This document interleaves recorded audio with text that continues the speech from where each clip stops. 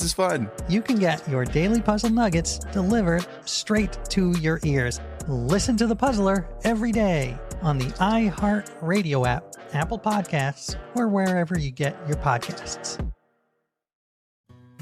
Hi, I'm Laura Vanderkam. I'm a mother of 5, an author, journalist, and speaker. And I'm Sarah Hart Unger, a mother of 3, practicing physician, writer, and course creator. We are 2 working parents who love our careers and our families. On the Best of Both Worlds podcast each week, we share stories of how real women manage work, family, and time for fun. From figuring out childcare to mapping out long-term career goals, we want you to get the most out of life. Listen to Best of Both Worlds every Tuesday on the iHeartRadio app, Apple Podcasts, or wherever you get your podcasts. Even in school, like, we would switch classes pretty often, and I just remember always taking her, like, English and history tests and exams, and she would take my, like, math and science-y stuff. Wait, so you'd show up to each other's exams? We delegate. Or in science, for example, like, the more, like, I would do biology and she would, like, do chemistry. And you got away with it? Oh yeah, we got away with it. No one ever found out? No one found out.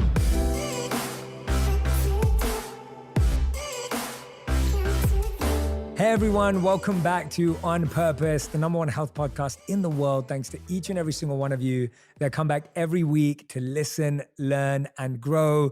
Now, I love it when I get to sit down with people that have had conversations offline before, put it on the podcast, record it, and share it with each and every one of you. Today's guests are 2 people that I am fascinated by. I'm curious to learn more about them today. I admire them for how they show up in the world, the energy they carry, and how they make me and my wife feel whenever we're around them. We got introduced to them by our dear friend Raquel, who also happens to be in the room, who'll be on the podcast very, very soon as well. But I'm so grateful that she's in the room because she's the one who connected us. Today's guests are fashion duo, DJ duo, Simi and Hayes. Thank you for being here. Thank you for having us. This is really rare because we never do interviews. Yeah. People are always like, we've never heard your voices.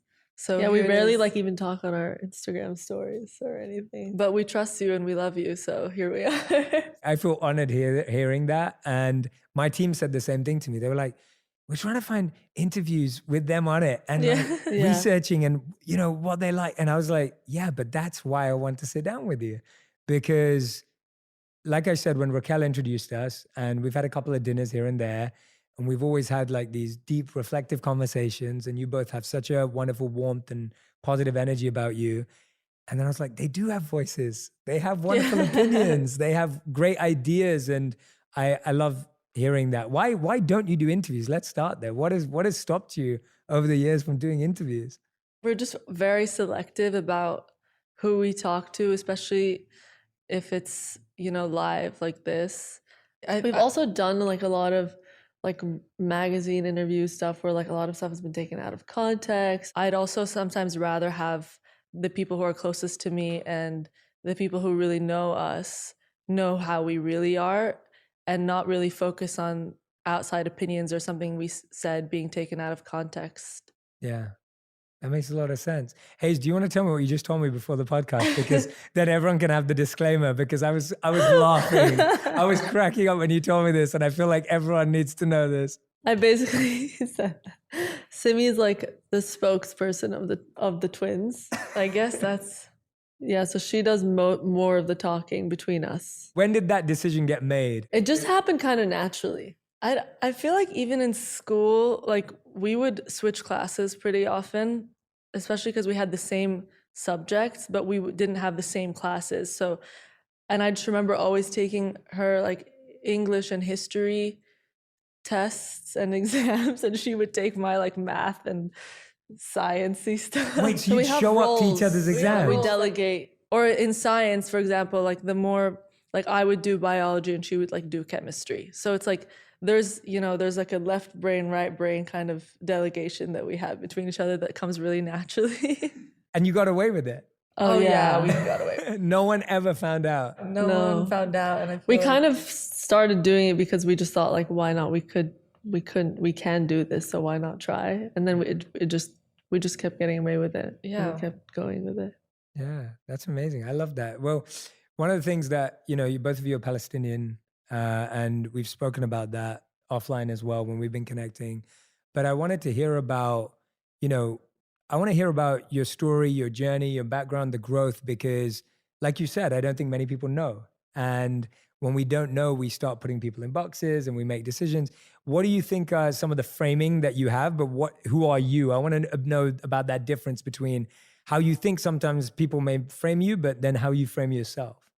I would say I'm just very curious and interested in learning. Like I'm really big on self-improvement and self-development. I always feel like I don't know anything. So with that mindset, I feel like I can, every day learn something new, because there's so much opportunity in every day to learn stuff from anyone and from any experience, any book that I pick up. Like, I think investing in yourself is such a huge thing. And I think that that's a value that we've been taught since we were kids. Like my mom was always like, learn an instrument, pick up a book, do this. Like we were like in so many clubs in high school and middle school. We were like on every sports team, and we still maintained a 4.2 GPA. So it's so crazy because we actually graduated with the exact same GPA, but didn't get the same grades. What? How do you do that? It just added up to be the same. Yeah, it just added up. Very strange. Hayes, how do you describe yourself? Pretty much the same as what Simi said. Mm-hmm. People only get a small glimpse of us, so they don't really get the full picture, which isn't their, like we said, we barely do any interviews or anything. So that's what they see on the surface. But like, obviously there's way more. We're like involved in so many different projects, involved in so many different things, like are very eager learners. And a 4.2 GPA is like ridiculously good, right? So that's like, you have to be super smart to get a 4.2 GPA, right? Tell me a bit about your parents, because you said there, and I love what you said, like, I think today we have lots of conversations about privilege, and often it's something that, gets looked down upon, but obviously your parents worked really, really hard, or your grandparents and your great grandparents. Like that's how my mom was born in Yemen and moved to London when she was 16. And they moved there with nothing and built a life, and then gave me opportunities that they didn't have. Tell us a bit about your parents. I want to hear a bit about your mother and father. I know you post a lot, you have family trips. Like I want to know a bit more about their journey, and maybe about their story that you'd be comfortable sharing with us about how they got to where they got to. My mom, she started her fashion. She has a shop, and I think it started off as a shop in Saudi Arabia, and she started off as a buyer, and we started going to Fashion Week with her at the time just to buy for her store. And then the shop expanded, and it became like, it became much bigger than I think she anticipated, because bringing high-end designers to the Middle East, to that region, was really new. And Hayes and I were sort of, trained in showrooms with designers to create new collections for the region based off of the collections that were already shown on the runway in Paris. We were really focused on proportions, shapes, textures, what is flattering to the body, what's just all those things that helped us develop an eye for like functionality. And how old were you when you go to? We were like, I think we first started going when we were 14, 15. Something, yeah. Yeah, and I think that really helped us, even where we are today. It's like a study, like we've been studying this since we were 14.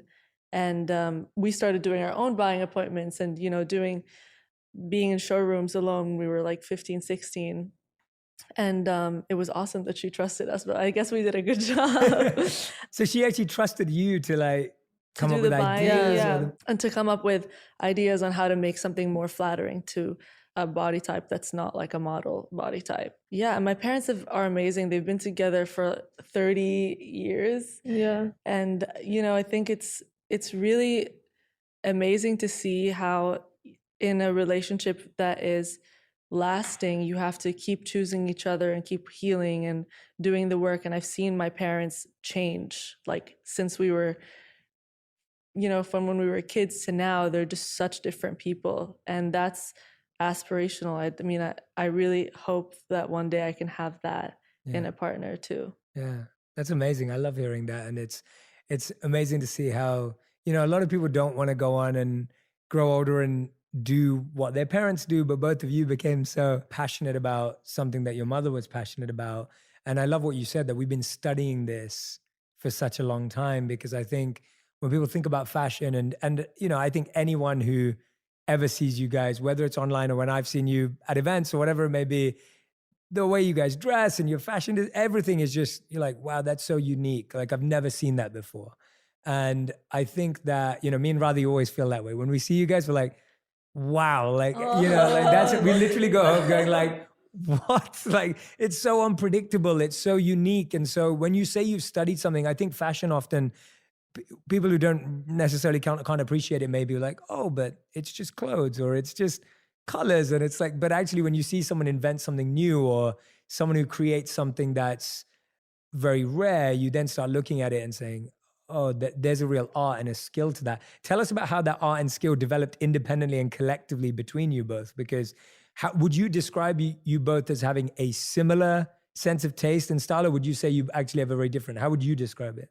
I feel like we have very similar taste. Very similar taste. I think it's inevitable with, you know, just our experiences and developing the vocabulary that we have just in terms of like taste and how we see things. We've all talked about spirituality and consciousness before. Do you guys feel that with your connection? Like, is there a conscious twin connection that you guys experience and feel? And tell me about where you experience it the most, independently and collectively.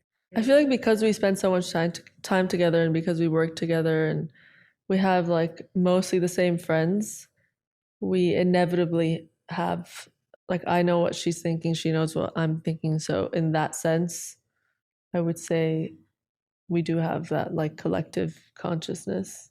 There's like trippy moments that happen being a twin. Like I feel like only twins will understand this, where like I'll walk into a room and Hayes will be there, and for like a split second, I know this sounds crazy, but for a split second, I'll be like, wait, what am I doing there?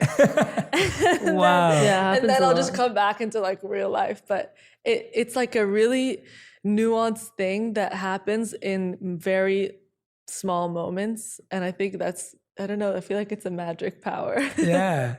I wish I could experience that. And I always tell Radhi, I'm like, I really want twins. Like that's what I want. We don't have twins on either side of the family, so I don't know how likely it is. Because they always have each other. Yeah.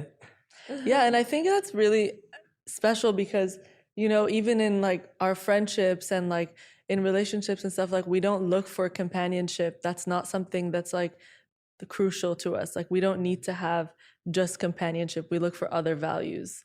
And because obviously we have each other. Yeah. So I think that we're really lucky that we have that experience, because even moving schools and things like that, growing up, we never had. Yeah, it was never scary. Like I always hear like my friends like moving schools like was always like a big thing for them, but for us we were like excited because like we had each other. So I love hearing that. That's so beautiful. How many schools did you guys go to when you were young? Like it sounds like you moved around a lot.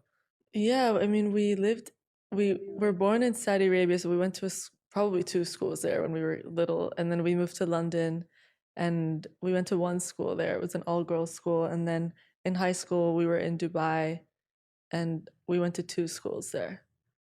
That's a fair few schools. Yeah, and then we came to LA and went to college here. So Hayes, what about you? Did you always know this is what you wanted to be, this is what you wanted to do, or has it been more of a natural organic evolution? Was there anything else? It definitely happened quite naturally. I feel like I always knew I was gonna end up in a creative field. Like even with music, we didn't know we were gonna end up in music at all. We were actually studying film, and then our friend group was so immersed in music that we just kind of stumbled into it, and that's how we became DJs. So yeah, I feel like we're kind of lucky that it kind of happened quite naturally for us. I love that. And then where did music and fashion collide, or where did those two worlds become so important to you? When did you both feel like this is something, not only are we going to do this, but we're going to do this together? And where was the beginning of that journey? Well, fashion has just always been a part of our DNA with our mom, and just growing up in fashion and going to fashion week since we were kids. I think that it was just already in place for us. And then music, well, we studied fine art and film production in college. And then, as Hayes was saying, we were in the studio a lot with our friends who are musicians, and we just sort of started DJing our friends' parties just on the low, just because we love music and we love playing music, and we love doing transitions. We were really interested in transitions, like from song to song, and I think that there's like an artistry in that, and also reading the room as a DJ. It's like you have to be really good at energy and like feeling people's energy, especially if it's a smaller event, because we did start doing smaller events. In the beginning, we were just like asked to do a favor for a friend at like a party at Coachella, and then we were approached by a bunch of managers Is that how it started?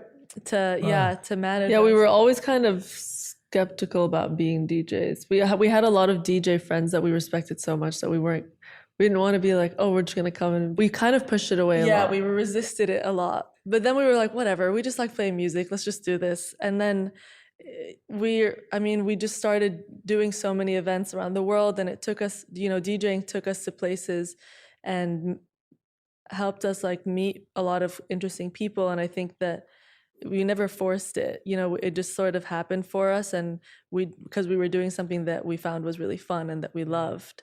DJing, fashion, art, music, everything, it just like informed each other. Yeah. And So Simeon Hayes founded Simi Hayes Beauty, which is super exciting. I saw the launch, and that's when I like messaged you guys, and I was so excited for you, because I think creating something with someone you love is such a special offering into the world, and you getting everyone else to have an opportunity to be a part of that world. Tell us about why you created Simi Hayes Beauty. What was the intention behind it?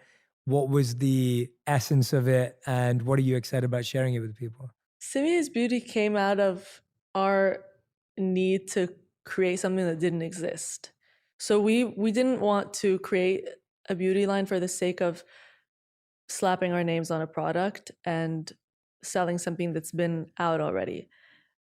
It's been in the making for 3 years. Wow, that's a long time. Yeah, and it's it's been such a long process. Like our first product is this product called Velvet Blur, and it's a matte lip balm, which anyone in the beauty industry would be like, that's impossible. How can you make a matte lipstick that's also moisturizing? Because the formulations, it's really challenging to create that sort of texture and still achieve that effect. But that's why it took so long, because we realized that that's what's missing in the market, something that you could just do with one swipe and it feels like a lip balm. It's really comfortable, but it has the effect of a matte lipstick. Yeah, we also just wanted that for our like personal use. Like we would go into like these beauty stores and pick out like the same shade and like all these different brands, and there was like one thing we liked in that one and one thing we liked in that one, but like there was nothing that was like combined, and that specific lipstick is like an amalgamation of the perfect things in all the beauty products, all the lipsticks that we tried. Yeah, and then there's like this amazing Sunflush formula that we also created that just gives you like a healthy flush. I think it's also, the brand came out of, what we're saying is there was stuff that's missing from the market that we wanted to create that would make our lives easier. And that's what we want to do. We want to just facilitate an easier lifestyle for people. We don't want people to take 10 hours doing their makeup. We want people to have reliable, very high quality, efficient products. And we're going to do the research to make sure you have that product in your hand and that it looks beautiful and that you're proud of it and that you want to put it on your counter and and have it be this like full sensory experience, from like holding the packaging to putting it on. And I think that the reviews have been so exciting to see, because that's exactly what people are saying. Yeah, congratulations, by the way. I read those, and I was reading some of the articles where people were saying like just how easy it is and how accessible you've made makeup. And, I think that that's fascinating in an industry which, like you're saying, a lot of the time you could spend hours in front of the mirror trying to look a certain way, and then you don't feel happy with yourself, and it hasn't been made easy. But you've created something that is accessible, that is easy, that's shareable, that people can, like you said. I love the idea of what you described as the sensory experience from the moment they open it to the moment they put it on. Was there something about the process that surprised you, like in actually creating makeup? Like going from actually wearing makeup and using other people's makeup, but the process of creating it, was there anything that was interesting or challenging or unique about the process for someone who's like, maybe someone's listening, they're like, oh, I'd love to create makeup one day, or someone's sitting there going like, oh, I've never understood. Was there something that was hard or difficult about it? Like how many times did you have that to? everything affects everything. So let's say there's like a powder, and the more you compress the powder, the less pigmented it's going to be. But then you want pigment. So if you put it in a packaging and then it all falls out, that's not going to work. So there's like, it's a Rubik's Cube. Yeah, like sort you of. can't use the same packaging for like all the same formulas. Like Right. there were like some there's moments where we wanted to do have a concealer in a pump, but they were like, oh no, this formula only works in this sort of tube. And it's how, all these elements work together to deliver like a certain effect. And you can't, do whatever you want. It's sort of like a trial and error. There's like a lot of challenges within creating a specific product. It's definitely a chemistry. And I think that it's important to work with people who really love what they're doing and who really believe in your product, because Hayes and I are always pushing for innovation, and Simi Hayes Beauty is here to be that bridge to what beauty is going to be. And yeah, we definitely pushed the lab to create products that didn't exist before, and that's and having it be successful, having a product that that actually works is further impetus to create more innovation. So are you doing all the testing and innovation out in Milan, or is that one of the places, or is that the place you're sourcing everything? That's where we do like all the testing. Why did you choose Milan? Like apart from the obvious reasons, but was there something that drew you there when you said you wanted to create it with people who actually love what they're doing? Milan has it's not really in Milan, it's sort of out in the country. It's like an hour. Oh, wow, Yeah, okay. there's like maybe 4 labs that are like the biggest labs in the world that create the best makeup in the world For like all different brands. for the highest end brands. Got And it. so we visited over the 3 years every single makeup lab that you can imagine. We even like ended up in Malta. It's amazing. Radhi and I just launched our tea company, Sama, which is our herbal and hot tea company. Oh my God, I Oh my didn't God. know And so, that. yeah, I need to get you We some. I love need to tea. get you We're some. big Yeah. tea enthusiasts. I love that you we love even got tea. you mugs for this. I know, which is I didn't is tell so it. Yeah, which is nice. perfect. Like, I can't wait to open them. Like, We subconsciously knew. yes, somehow that is actually true. We literally, did. I'm not kidding you. We just announced it like 2 days ago. That's Like, crazy. People who appreciate tea, like I have a special bond and connection. Oh, we love Have a that. special Okay. place in our heart. Yeah. But I well, you'll have to give us definitely- real feedback when we give them to you. But Amazing. we we've just been through that whole process as well of like sourcing the tea leaves and the ingredients, and obviously a lot of our ingredients. Where do you are in- source them? India. So a lot of our Ah. like root herbs in each of the teas is from India, and we've used these adaptogens and specific herbs with de-stressing qualities and calming and relieving Amazing. qualities. And Radhi's obviously the expert at all of that stuff. So we've been trying to find them, and we've just been through that process. So I know, even though it's not makeup, it's like there's a similarity in the idea of, again, what you said, like finding people who actually love what they do. Like we found people who we consider potion masters. We're like, this person like literally is like a food scientist and knows how, and Radhi knows which flavors to blend, but then having someone who can help us blend them effectively yeah. has been such a fun process. Yeah. Who you trust Yeah. from across the world. Yeah, exactly, right? You have we're- to. Yeah, we can't be there every Oh my single. God, I'm so excited to try. I can't wait to share it with Me you. too. Yeah, and I'm sure Radhi's excited to try the makeup too. So Yeah. it's going to be a good, and I'm sure you'll figure out something for me to try too. So the lip balm sounds great. Like a lip balm sounds great. I definitely need one of those. That's also That's in the coming up, works. yeah. Tune in to the new podcast, Stories from the Village of Nothing Much. Like easy listening, but for fiction. If you've overdosed on bad news, we invite you into a world where the glimmers of goodness in everyday life are all around you. I'm Catherine Nicolai, and you might know me from the bedtime story podcast, Nothing Much Happens. I'm an architect of cozy, and I invite you to come spend some time where everyone is welcome and kindness is the default. When you tune in, you'll hear stories about bakeries and walks in the woods, a favorite booth at the diner on a blustery autumn day, cats and dogs and rescued goats and donkeys, old houses, bookshops, beaches where kites fly and pretty stones are found.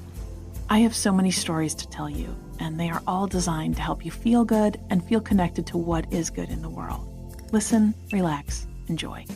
Listen to Stories from the Village of Nothing Much on the iHeartRadio app, Apple Podcasts, or wherever you get your podcasts. Hi, I'm Laura Vanderkam. I'm a mother of 5, an author, journalist, and speaker. And I'm Sarah Hart Unger, a mother of 3, practicing physician, writer, and course creator. We are 2 working parents who love our careers and our families. On the Best of Both Worlds podcast each week, we share stories of how real women manage work, family, and time for fun. We talk all things planning, time management, organization, and more. We share what's worked for us and our listeners as we're building our careers and raising our families. We're here to cheer you on as you figure out how to make your days even more amazing. From figuring out childcare to mapping out long-term career goals, we want you to get the most out of life. Listen to Best of Both Worlds every Tuesday on the iHeartRadio app, Apple Podcasts, or wherever you get your podcasts. Being human is not easy.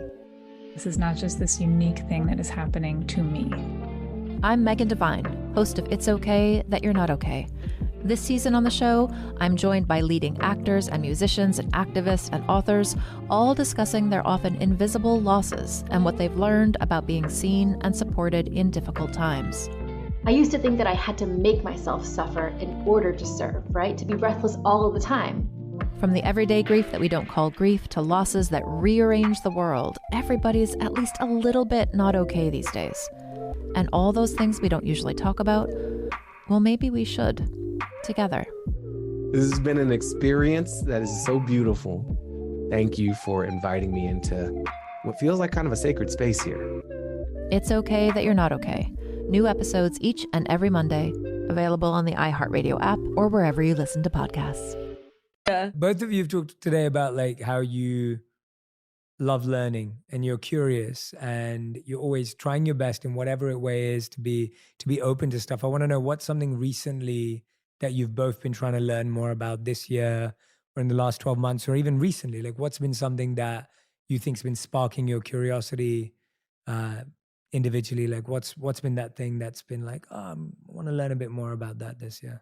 I'm gonna answer this question from like the last book I read. Totally. I love that. Yeah, tell us. Because I read a lot of books and they're all on different topics. Like I just reread the 4 Agreements and then at the same time was reading On Palestine, the Noam Chomsky, Elin Pape book. This incredible physicist, Carlos Rovelli, and he is amazing because he talks about physics from a very poetic perspective, and I'm really into allegories, especially in topics that are as complex as physics, and he makes it so easy to understand because physics is like from like the smallest atom how things are created, and I'm really interested in creation. Yeah, I think reading books on like different subjects helps my mind kind of put things together. I always remember when Steve Jobs said creativity is just connecting things. In the beginning, I was like, I need to just focus on one book, like I need to just do the one book. But I just like started embracing the fact that yeah, we like jumping around. I just jump around a lot from book to book, and I think it informs my intellect in a more creative way. But yeah, On Palestine is like a really important book on the subject.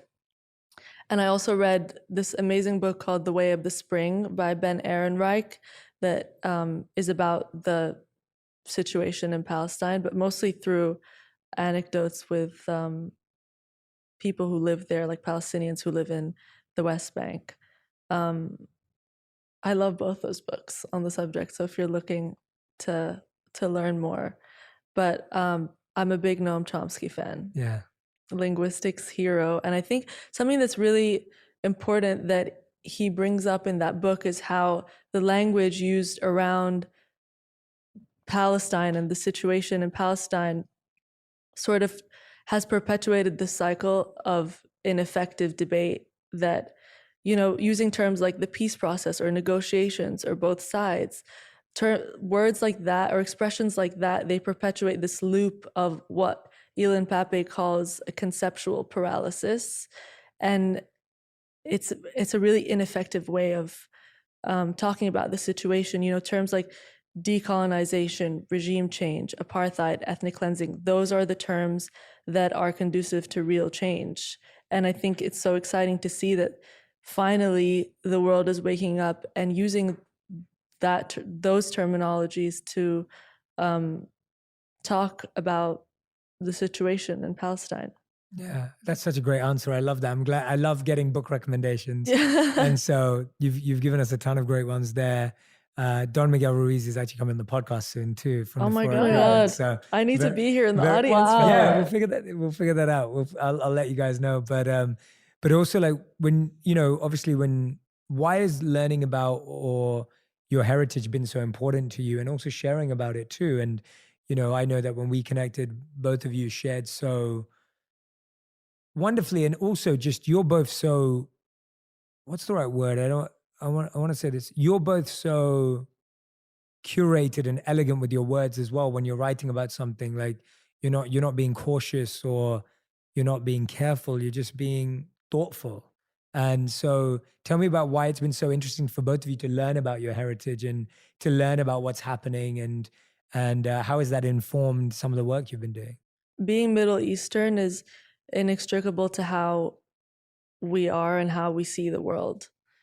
And in so many, anybody who's come across Middle Eastern culture, it's a hotbed of literature, art, architecture, mysticism. There's a lot of incredible values, generosity, understanding, loyalty. Like those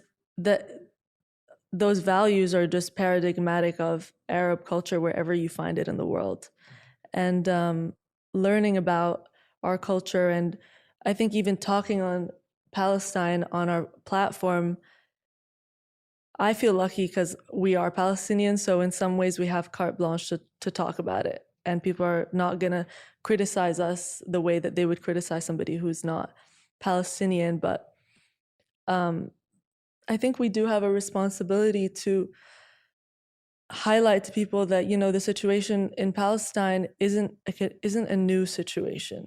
It's a story of, it's not a new story. Like it's a story of colonialism and dispossession, and it's happened in history over and over and over again. European settlers coming to a foreign land, expelling or committing genocide against the indigenous people. But when you talk about it in terms of Palestine, they make it seem this like this crazy, multifaceted, complex issue, and any criticism against it is castigated as anti-Semitic. And I think that's where a lot of the tension comes in. It's like anything you say is going to be labeled anti-Semitic, but that's what the mainstream media wants you to believe, because they, the whole function of the media is to control your focus. And, they don't want you to be concerned over the lives of ordinary people. They want you to focus on whether this person is anti-Semitic. And that's like the crucial value of the media. And I think engaging in a little bit of critical thinking takes you out of that sheep kind of like audience that are sort of passive participants in the media, which Walter Lippmann calls the bewildered herd. I love that term. But yeah, all it takes is a little bit of critical thinking and looking at the Jewish scholars. Listen. I always tell my Jewish friends, I've had so many conversations with them about Palestine, and I always say, listen to your scholars. They're some of my favorites. Noam Chomsky, Norman Finkelstein, Yuri Davis, Gabor Mate, Stephen Saleta. There's so many amazing Jewish scholars who speak on the situation in Palestine. They will show you the indoctrination that a lot of people have been through growing up, seeing Palestine in a certain way, seeing Palestinians in a certain way, and teaching them to relearn and engage in the critical thinking requires to see the world as it is. Thank you for sharing that. And, you know, I just love what I really appreciate about both of you. And I see this obviously based on some of the conversations we've had, but also from following you guys, like there's just so much thought and research and reading and thinking happening behind the scenes that people may not be aware of. And I think if something that we can all learn is what you just rightly said, is the skill of critical thinking and the skill of questioning without being judgmental, without having to put things in a box, without division.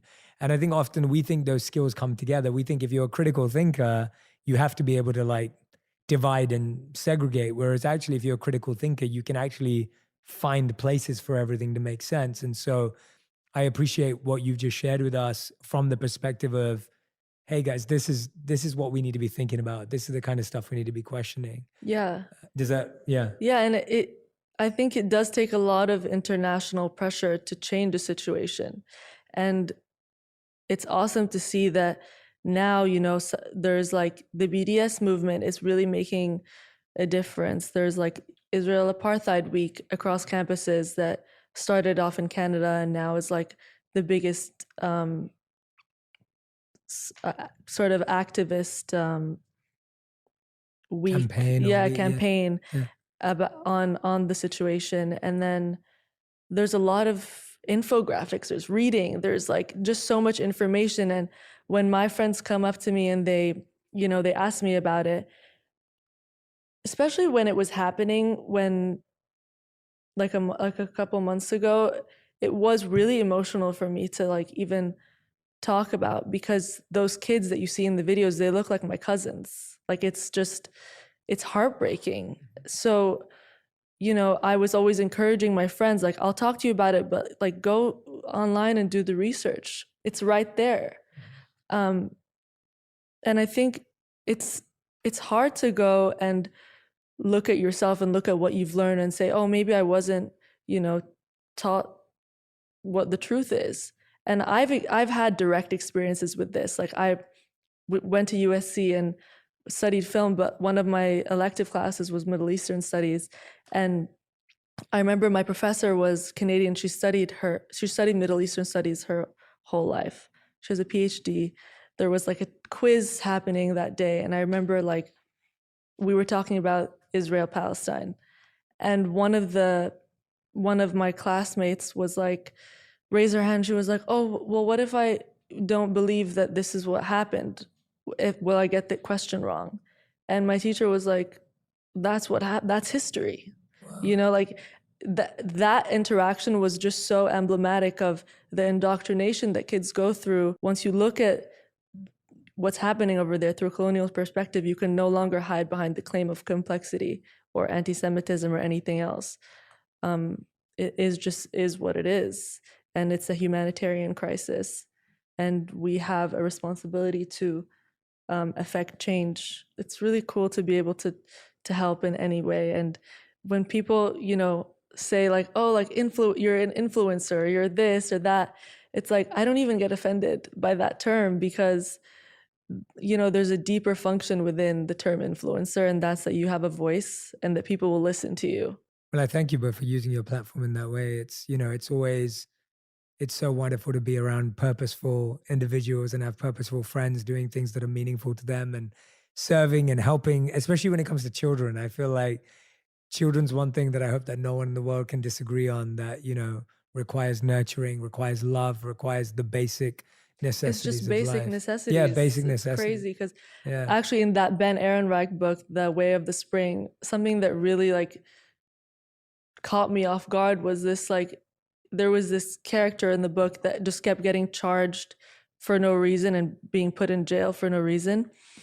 And he came out of jail and he was asked like, oh, so do you miss anything about your experience in prison, like as a joke? And he was like, actually, prison's sole virtue was the water pressure.